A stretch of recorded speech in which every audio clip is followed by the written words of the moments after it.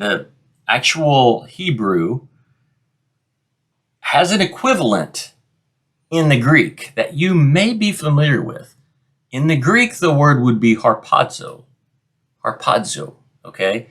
That is, the modern church calls that word rapture. I am going to rapture you out from under the burdens of the Egyptians. Literally means to snatch you out. I'm going to reach in there and I'm going to snatch you out of there.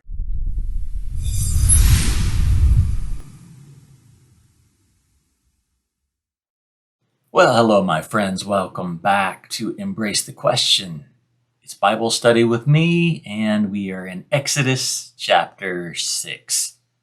Hope you have been keeping up with the studies so far. If you haven't, and you're possibly new to this channel, I invite you to subscribe and go on the journey with us. We're learning a lot. We're taking our time.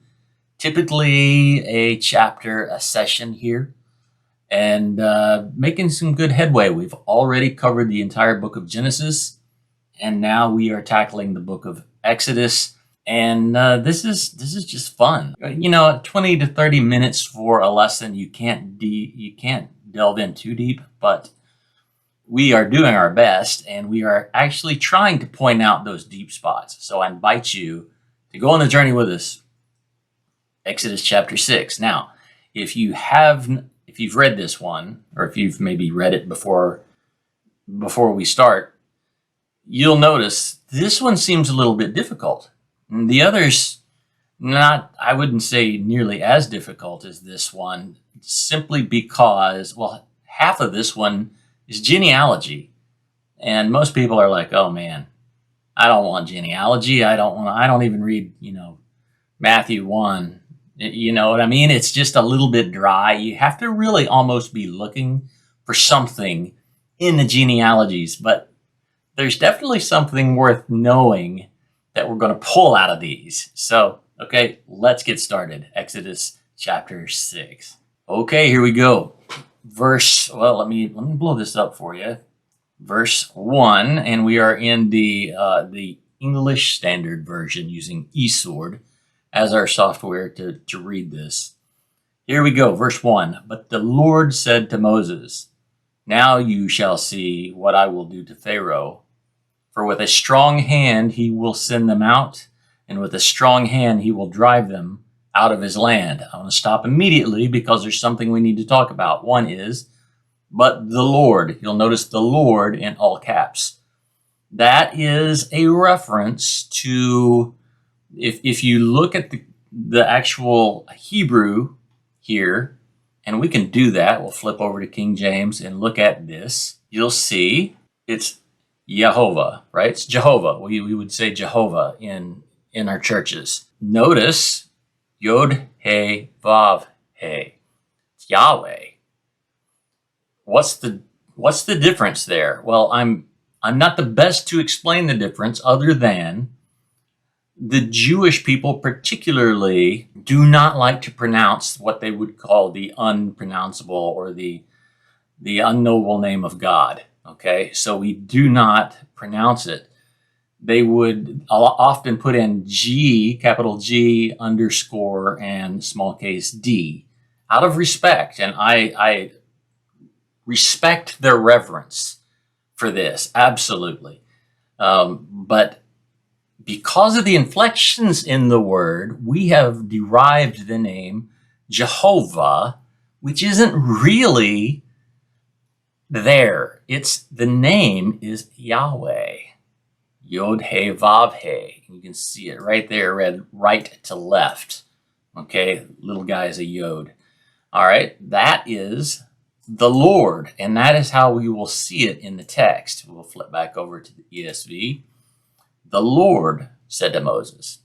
All right, and now he's talking about, Moses is the writer. Keep in mind, Moses is writing this after the fact. Of course, he's not taking a journal, right? But he is talking about Pharaoh sending out Israel in force with a strong hand. That is something that will come up over and over in the text, especially the Old Testament text. The strong hand, and it's almost always talking about God. In this case, and I believe the only case, it's referring to Pharaoh. I find that a little bit fascinating. He's saying Pharaoh is going to send you out. He's going to send the Israelites out of his country forcefully. Get out. I want you gone. Which is a pipe dream right now to Moses and the Israelites that are in slavery. So, okay, let's continue. God spoke to Moses and said to him, I am the Lord. Same word, I am Jehovah. I appeared to Abraham, to Isaac, and to Jacob as God Almighty. All right, that one's an interesting one. I appeared to them as God Almighty. You do the lookup on that one, and it will be El Shaddai. You've heard that also as a name of God. God is El, Almighty, Shaddai. All right, but by my name, the Lord, Yahweh, I did not make myself known to them.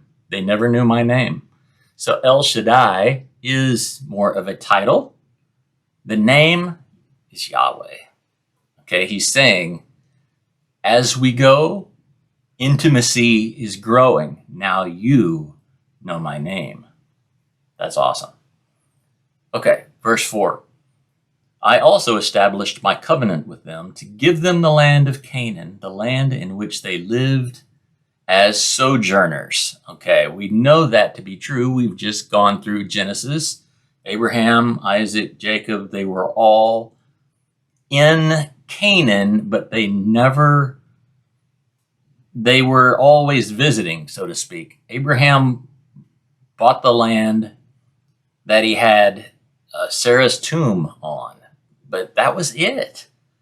He had a little bit of land. You had like an acre. Think of it like that. You know, you're supposed to be moving. The whole city that you're moving to is someday going to be yours, but you get an acre. And just know, someday your children will have the whole city. That's something to put a lot of faith into, right? It would require a lot of faith. All right, verse 5. Moreover, I have heard the groaning of the people of Israel, whom the Egyptians hold as slaves, and I have remembered my covenant. The covenant with whom? Abraham. Verse 6. Say therefore to the people of Israel, I am the Lord, and I will bring you out from under the burdens of the Egyptians, and I will deliver you from the slavery to them, and I will redeem you with an outstretched arm and with great acts of judgment. My computer's talking to me. Say to the people of Israel, I am Yahweh, and I'm going to bring you out. The King James says, I am going to rid you from under the burdens of the Egyptians. I'm going to rid you of it. I am going to, the actual Hebrew has an equivalent in the Greek that you may be familiar with. In the Greek, the word would be harpazo. Harpazo, okay?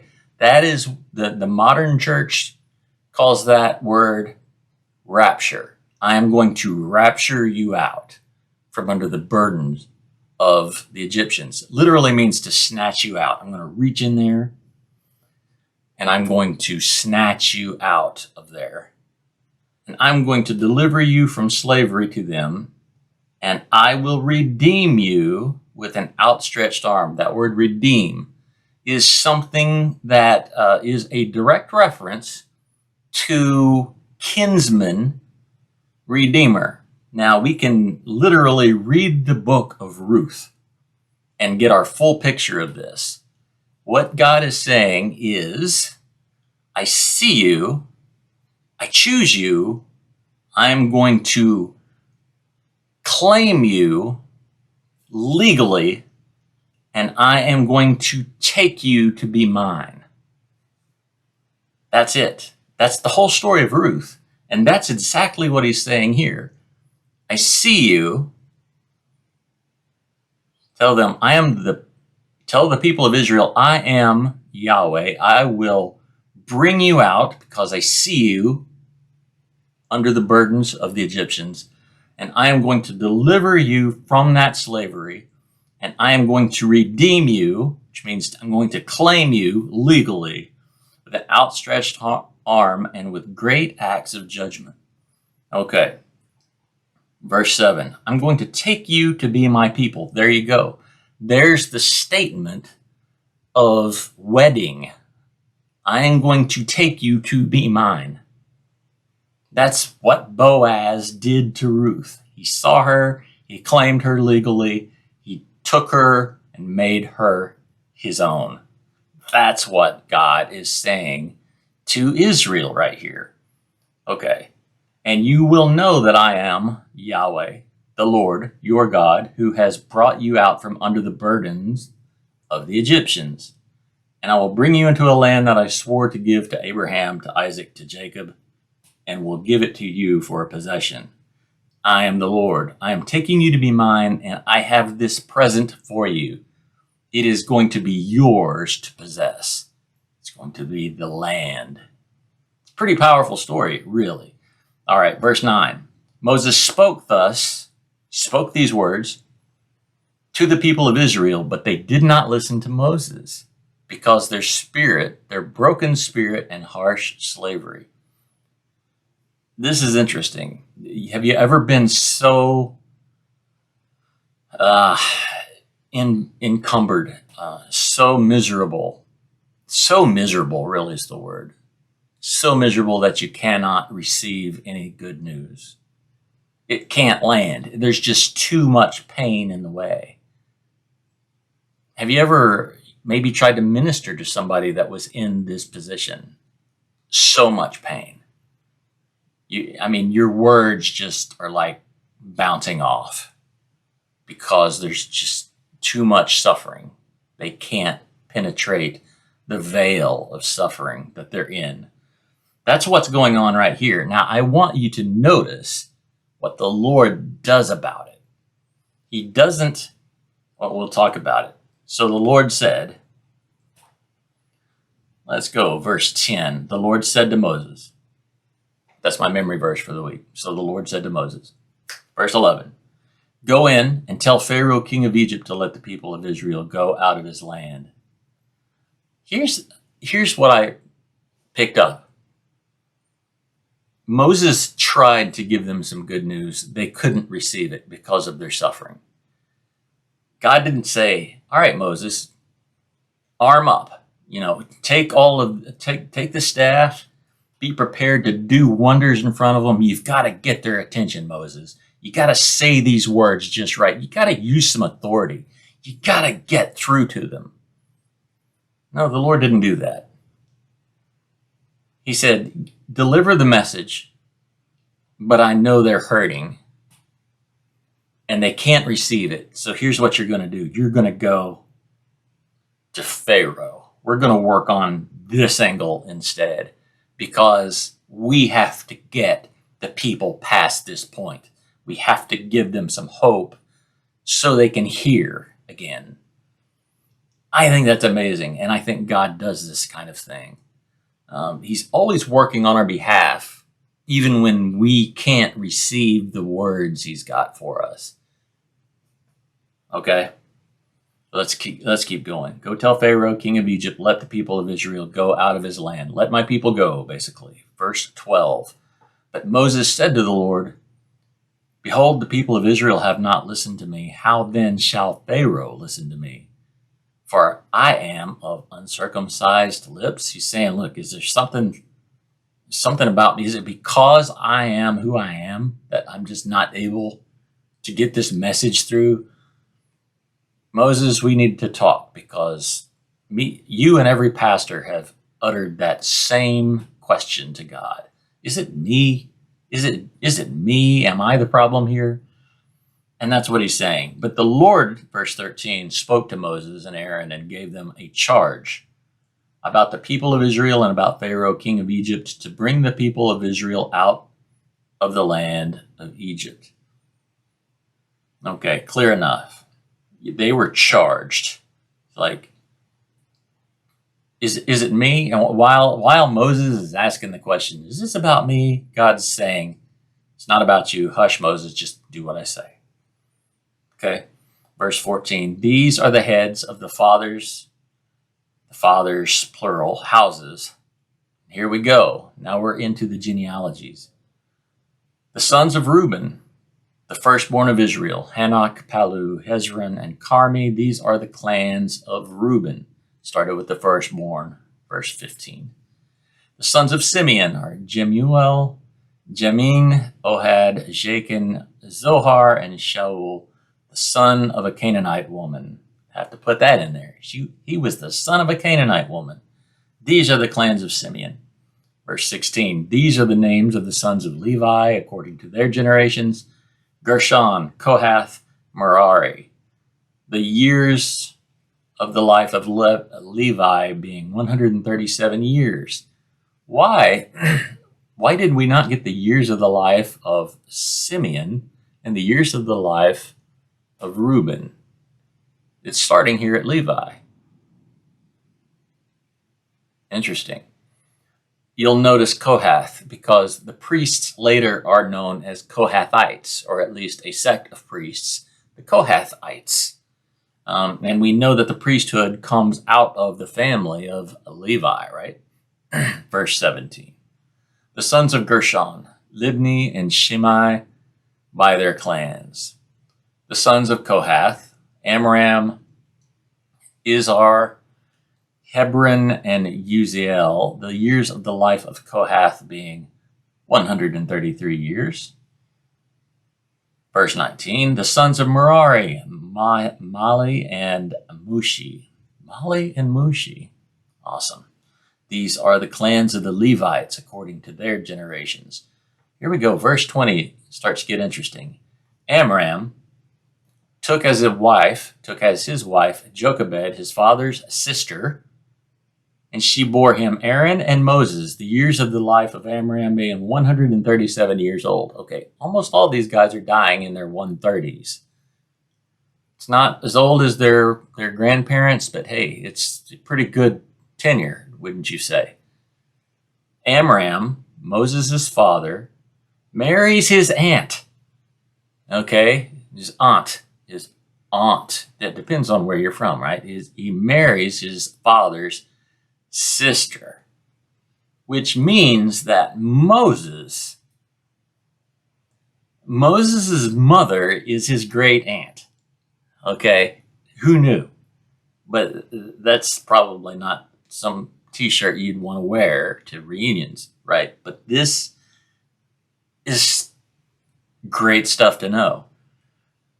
Great stuff to know. Verse 21, the sons of Izhar, Korah, Nepheg, and Zichri. Okay, Korah, a name we will become familiar with moving forward. The sons of Uziel are Mishael, Elzaphan, and Zithri. Some of this sounds like drugs. Aaron took as his wife Elisheva, the daughter of Aminadab, and the sister of Nashon, and she bore him Nadab, Abihu, Eleazar, and Ithamar. Again, names that will appear again in our story. Verse 24. The sons of Korah are Asur, Elkanah, and Abiasaph. These are the clans of the Korahites. Okay, Eleazar, Aaron's son, took as his wife one of the daughters of Putiel, and she bore him Phinehas. We pronounce it Phineas. I think the more proper pronunciation is Phinehas. He was known for his zeal, and he'll have a place in our story as well. These are the heads of the fathers' houses of the Levites by their clans. These are the Aaron and Moses, to whom the Lord said, bring out the people of Israel from the land of Egypt by their hosts. Interesting that that's here. These are the Aaron and Moses, the one and the same.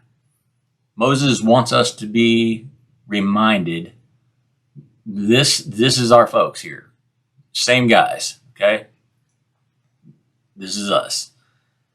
It makes me wonder if perhaps there were questions, or he thought there might be questions about their birth, right, or their ancestry. I don't know.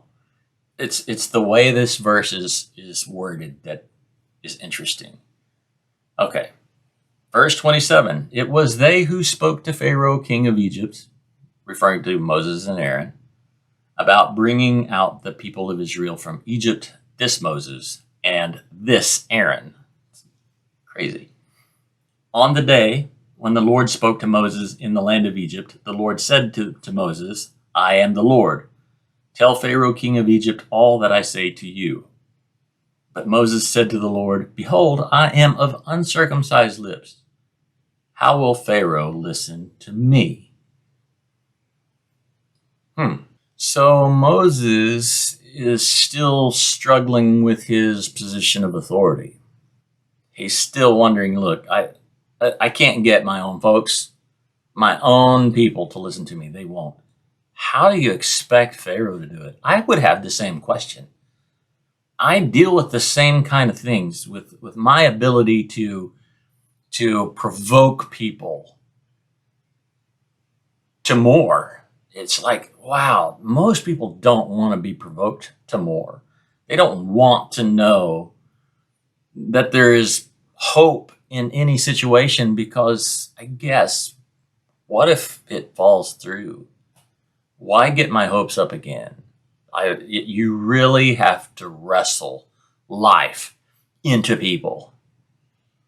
You really do. It's difficult to be kind and to edify people, but that's what I find in Exodus chapter 6. That's the focus. There's so much set up here, and I believe moving forward we're going to get a lot more action and not as much history, perhaps. We will see, but that's coming up again next week. Thank you guys.